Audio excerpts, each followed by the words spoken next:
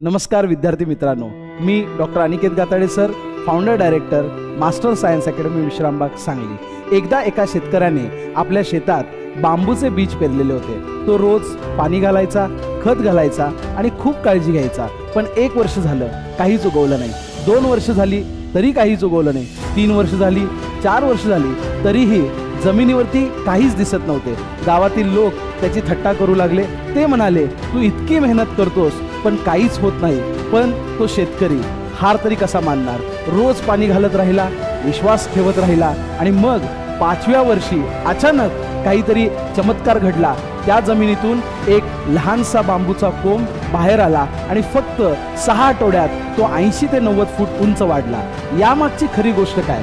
त्या पहिल्या 4 वर्षात बांबू वर वाढत नव्हता, तो जमिनीखाली मुळे त्याची मजबूत करत होता। कारण इतक्या उंच वाढण्यासाठी भक्कम पाया लागतो। आपल्या सर्व विद्यार्थ्यांसाठी यातून एक असा अमूल्य असा संदेश मिळतो। तुम्ही अभ्यास करता, मेहनत करता, पण कधी कधी लगेच रिझल्ट दिसत नाही। पण लक्षात ठेवा, कदाचित तुमची मुळे मजबूत होत असतात, कदाचित तुमची तयारी चालू असते आणि जेव्हा योग्य वेळ येते तुमची वाढ इतकी वेगाने होईल की जग बघतच राहील। आणि म्हणूनच कधीही हार मानू नका, कारण कदाचित तुम्ही अजूनही तुमच्या यशाच्या मुळांना मजबूत करत आहात।